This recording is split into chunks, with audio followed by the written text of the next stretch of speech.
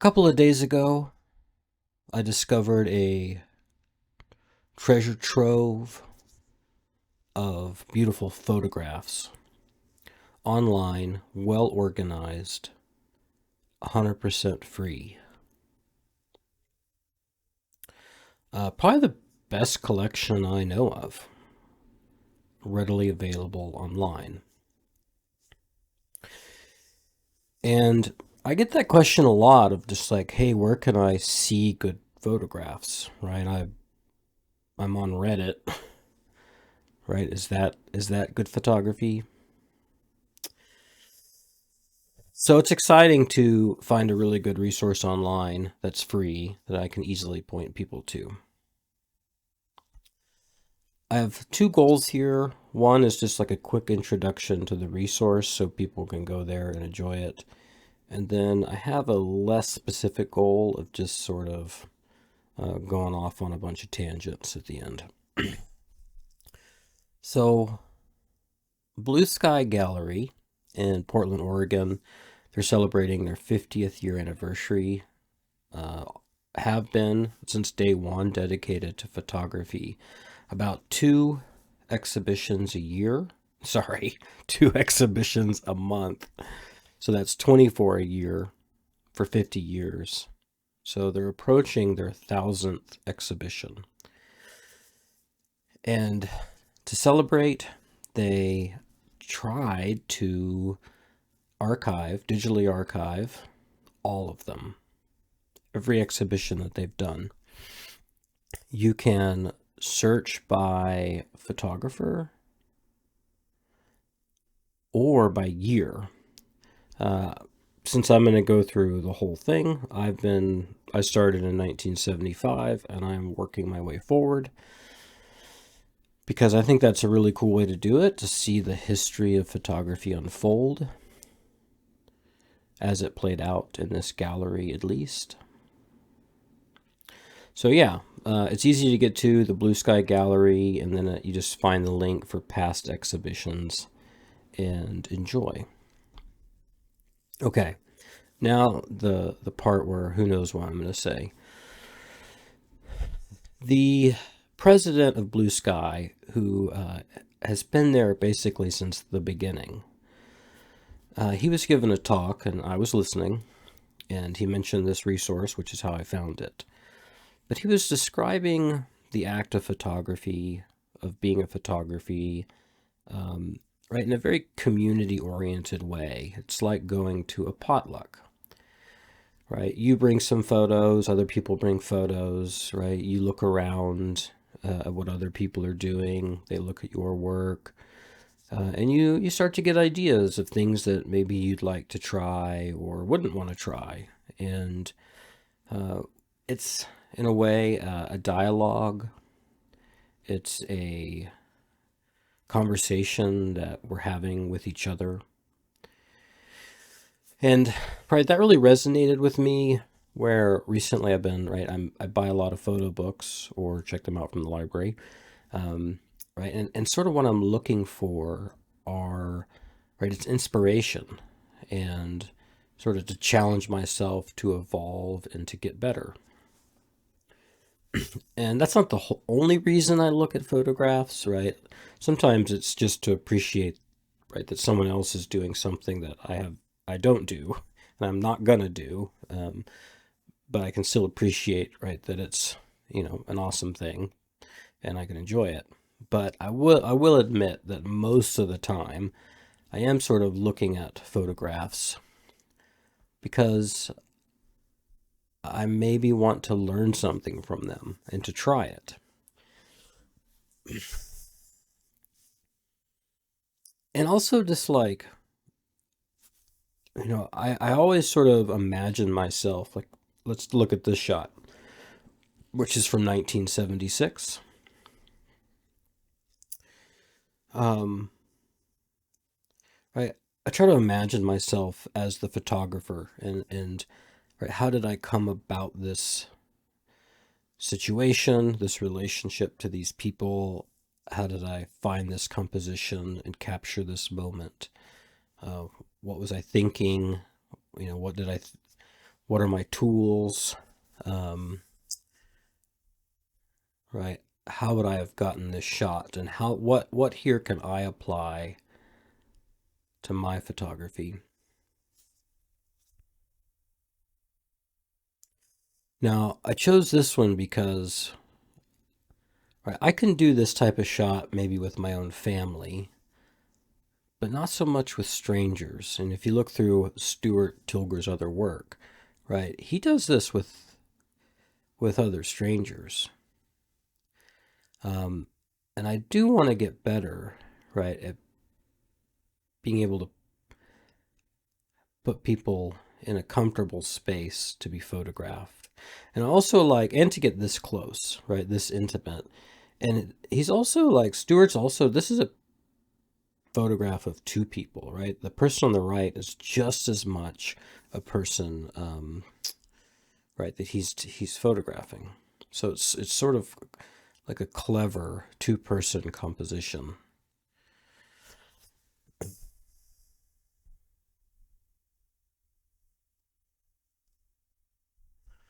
Right, this one, it's amazing how many of these photographs from the 70s sort of remind me of like maybe Ralph Gibson. It's a lot of, right, it's mostly black and white. It's a lot of overexposure, overdevelopment. Um, right, but I do like sort of the, right, for me, this one is about kind of getting in to some details and using a lot of edge space to sort of hint at subjects.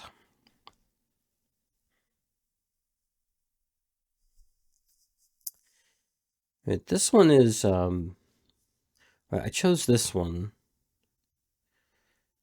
because it's like just a call to be aware, be attentive, to be ready, right? To anticipate this.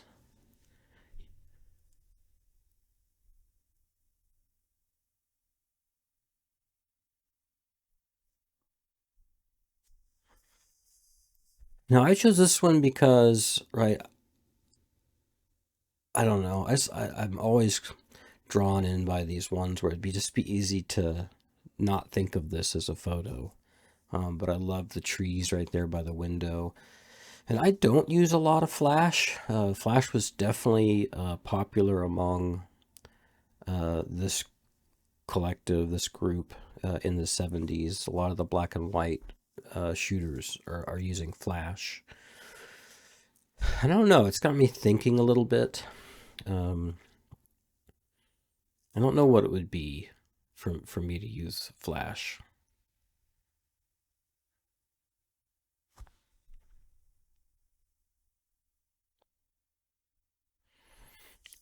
This one sort of also reminds me of Robert Frank photo.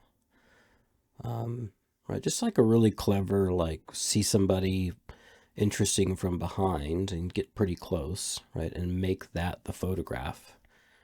Um,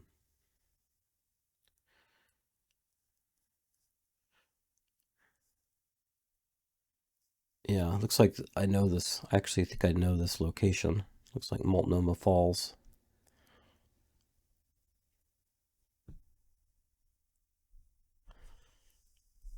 Yeah.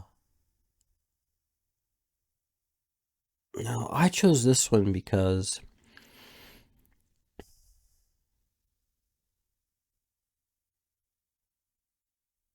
again, it's sort of like it, it's a little bit not quite the kind of composition I would find now,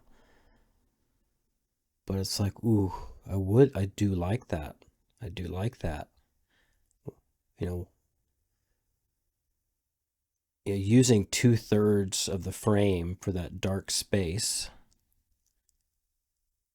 that texture in between the dark shadows,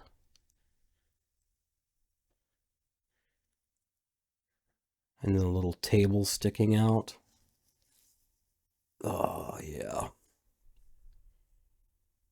I don't know what you're seeing, right? That's where it's like the conversation that I might have with these photos is probably different than the one you're having, right? Again, flash, right? And this is just like an invitation to like get into the action, and also just to like freaking go to a rodeo or an event that's not really something that is part of my routine,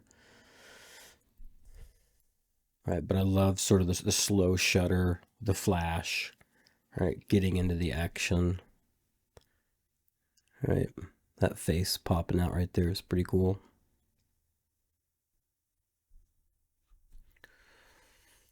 And then this is just another one of like, you just have to be ready. And, this would be so hard to get these things to coordinate in this fashion, right? From like the lollipops and the hostess cakes van, and that the person's stance behind this almost looks like a flag, but what is it's like a giant. I mean, is it giant or are they just close to it, right? Maybe they're just close to it. Yeah, that's what it is. It's just like a towel, a beach towel hanging on a you know out to dry. Yeah.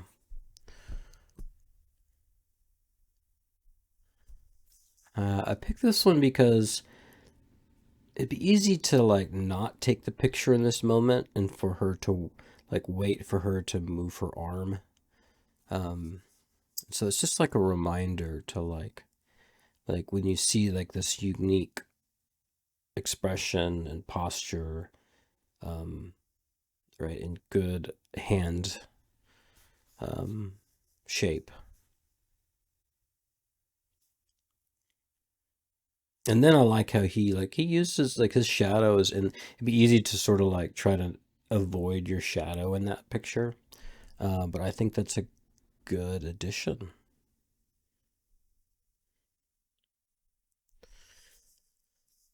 I like this one, just sort of like the line, like right, everything's sort of in a line, uh, and right, that's just not how I typically think of right composing and arranging the subjects. Yeah, I mean that side flash, right? It's yeah, I don't know. It'd be interesting to see if he might come back in 2 years. I'm gonna be like a flash nut.